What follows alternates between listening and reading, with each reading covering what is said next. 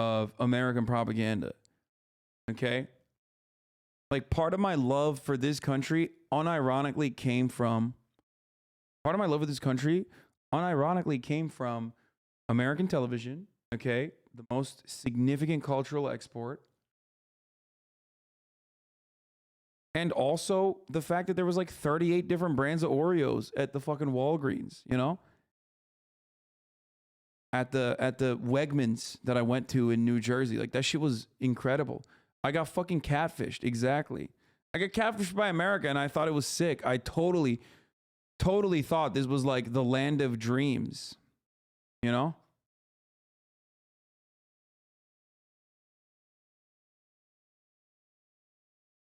And it was wrong. It's just like, this is a horrible place for people who are crushed under the like the endless grueling machine of capitalism.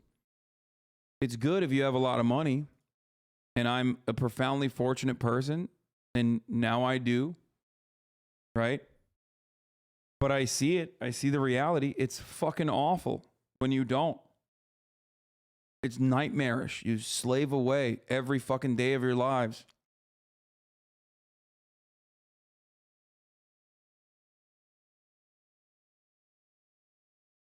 Every time I watch Fear and Malding, you point out another Hollywood classic you haven't seen, Pago Fake a Marabou.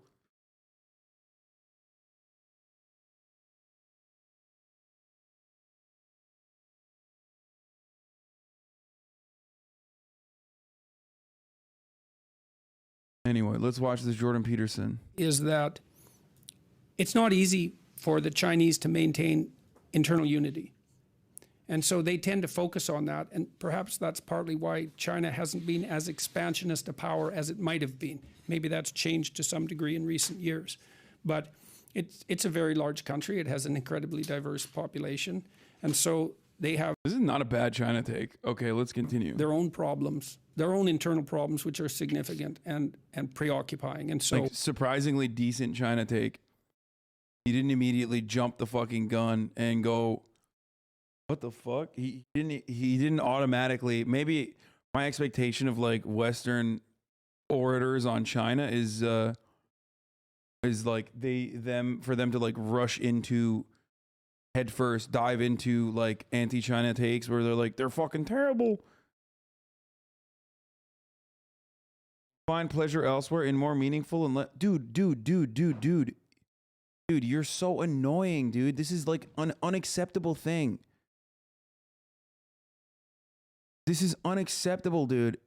It's rooted in the helplessness of a poor victim society with limited resources, which is true, but shouldn't be weaponized against the left by the left. Oh, never mind. You're agreeing with me. Trying to be in the same stadium as Olivia Rodrigo? What? What the fuck? Your thirst is you thirst over most women is unattractive. Your thirst is gross as fuck. Your politics would improve if you work to become less superficial.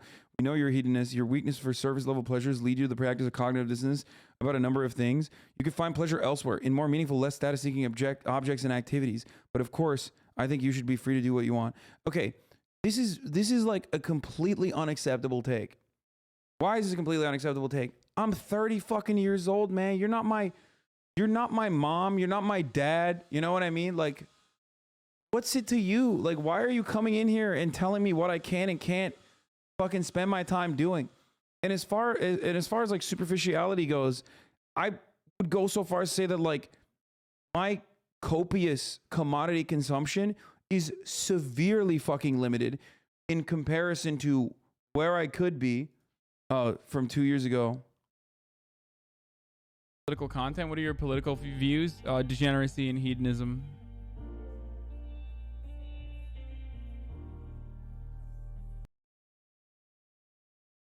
We pay you?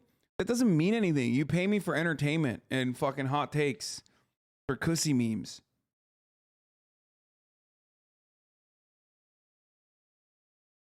Okay? You don't pay me to like control my life. You know what I mean? You don't pay me and they go, I also should be getting accounting on where your money is going. And also how you choose to spend it. You don't even need to pay me. And I think most of you know that. Like, that's the other thing. Like, you don't even need to pay me. You like that person has never paid me. That person has never subscribed to me. The köpek balığı means shark, by the way, or dogfish, which translates to shark, which is one of the greatest fucking Turkish words in my opinion, because sharks are dogfish. So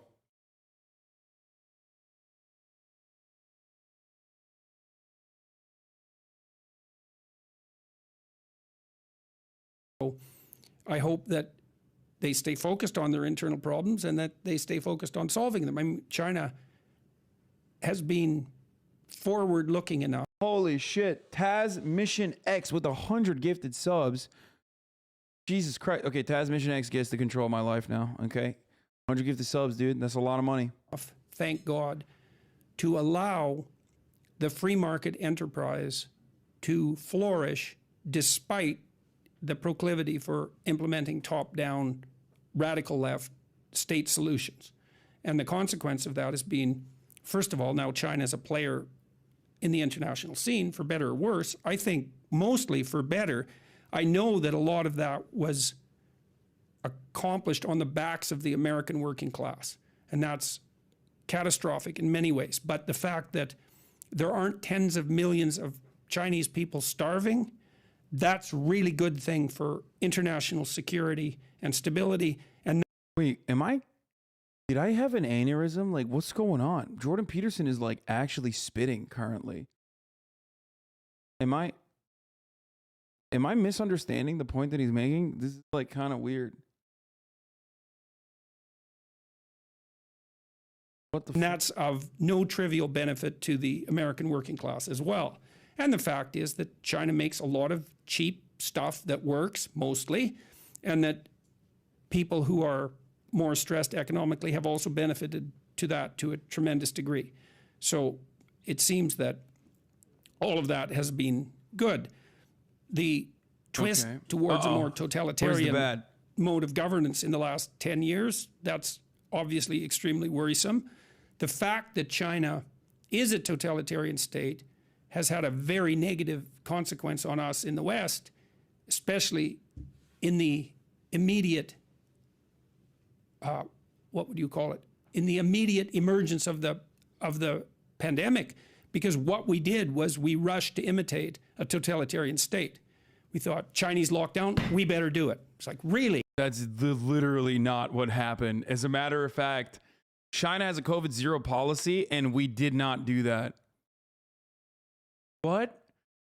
He was so right. I mean, he was like spot on with his analysis of China in many ways. Unless I like missed the part of it and I didn't understand, because he loves to ramble on usually. But this is such a weird take. What the fuck? We did the opposite. And also other countries that Jordan would never consider to be totalitarian because they're capitalists also did similar, that took active measures. And because of that, we almost have 1 million dead people in America. Maybe he's talking about Canada, but even Canada has a fuckload of dead people. The Western world got fucking comstered by COVID. I think JP was implying that we gifted capitalism to China and stopped their citizens from starving. Yeah, he's a base dengist, I think. Much like Cenk is. A lot of people are. Really, we better do what the CCP did. Well, that's what we did. And we'll see. We don't know what the consequence of that is yet. We'll see. Not good. Not good, in my estimation. And certainly the Johns Hopkins study seems to, it's only a partial study in some sense. They've done the cost-benefit analysis. Costs so far. We have no idea what the costs are of having kids in masks for 2 years. We have no idea what the consequences are. What that's done, especially to introverted kids who are high in negative emotion, because they're going to be looking for a reason to hide anyways. And who knows what that's done to their psychological development, both as children and as adolescents. We'll find out over time, but we haven't paid the price for the pandemic lockdowns even a little bit yet. And did we destroy our economy? Like, these things take a long time. You know, they say if you're piling an oil tanker and you detect an iceberg in your path, you can see it. You've already hit it. because it takes so long for you to turn that it's too late. Well, in some sense, these huge systems that we're a part of are like that, is that you can't tell when they're broken because they take a long time to fall over. And I don't know if our system is broken, but we're going to find out. And I don't know if the pandemic lockdowns broke it. And maybe they didn't. And hopefully they didn't. I mean, I was in New York City, in Manhattan, a month ago. And it was the first time I'd really gone out anywhere other than Toronto. And I'd been to New York a few years before, and it's a bouncing place, Manhattan. I love New York. It's such an amazing city. You know, the fact that Manhattan can even exist is just an ongoing absolute miracle. 7 million people compressed onto that island, and it's. Can you at least see his clinical approach to the children being masked and isolated from their friends? I think children being forced to wear masks at school is significantly less abrasive than children being educated at home. So I think that is a reasonable middle ground to get to. And as long as every child is fucking vaccinated, and as long as like they're not, you know, getting clapped by COVID, then at a certain point, I would wish that we could even, you know, once it does become an endemic, I would wish that we wouldn't even need to wear the masks at all. It's just a nuisance. Masks are a nuisance. They're annoying. It's the truth. They are. But the teen suicide rates, teen suicide rates have plummeted? Wait, I thought teen suicide, what are you talking about? I thought teen suicide rates have increased, actually, not plummeted. But that's not because of masks. That's because of isolation.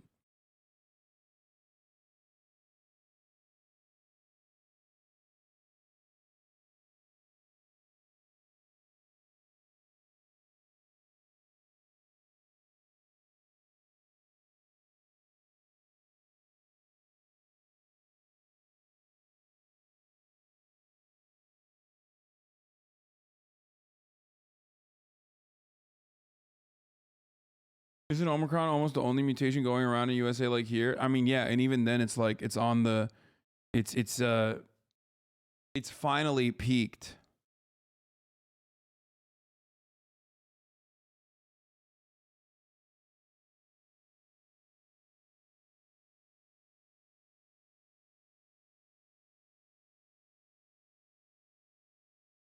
Want to crack Ben Shapiro's neck like a little glow stick? Okay, dude.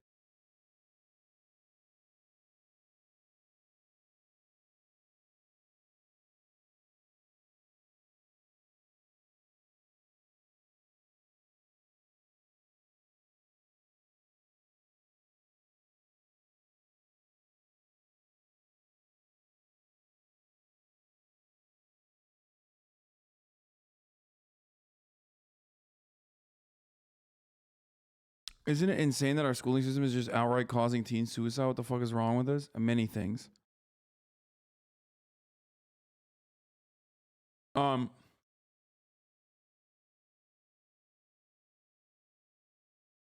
let's continue. Pretty damn clean, and it's pretty safe, and it's really cool, and there's something to do all the time, and you can walk around free, and like that bloody place is a miracle, that's for sure.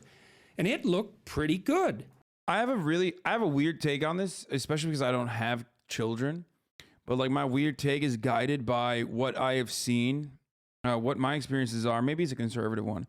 But my weird take on the children going to school is partially guided by what I've seen with my cousins who fucking loved the lockdowns, okay? Because one of them is like kind of socially awkward. The other one's very social.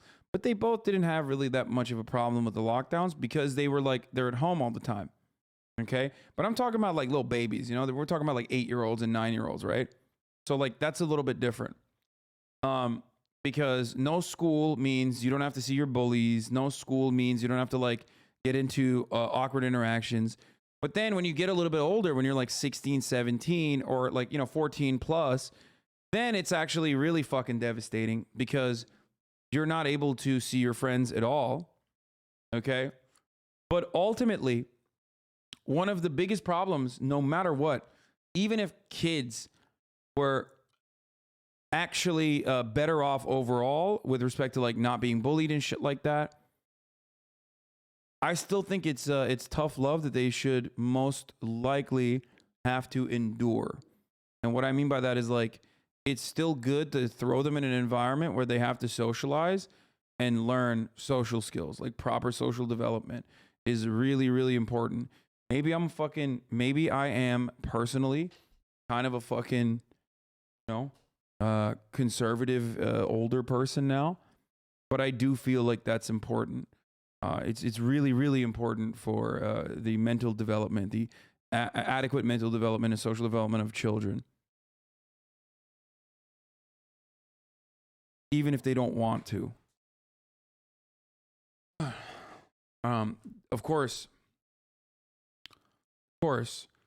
children should still absolutely, their conditions should be better. Bullying should not be tolerated, all this sort of stuff. But I'm certain that it's profoundly important for their development to socialize adequately when they're growing. Oh, what's up, dude? Speaking of adequate mental development amongst children, Ront Piker is here. What's up? What are you doing?